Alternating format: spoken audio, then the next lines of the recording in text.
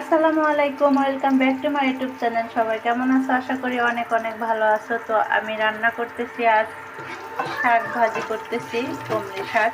তো এই শাকগুলো অনেক টসটসা ছিল, খুবই ভালো ছিল শাকগুলো। আর এই দেখো বাগার বসিয়ে দিয়েছি। আমি কিন্তু এই শাকটা রসুন দিয়ে, পেঁয়াজ দিয়ে, কাঁচামরিচ দিয়ে সিদ্ধ করে নিয়েছি। আর এখন বাগারটা দিয়ে দিলাম। এভাবে রান্না করলে শাক কিন্তু অনেক মজা হয়, আর শাকের একটা সুন্দর স্মেল আসে, ভালো লাগে। আর শাকে কিন্তু অবশ্যই অবশ্যই শুকনো মরিচ দিতে হয়, শুকনো মরিচ না দিলে কিন্তু শাকটা মজা হয় না।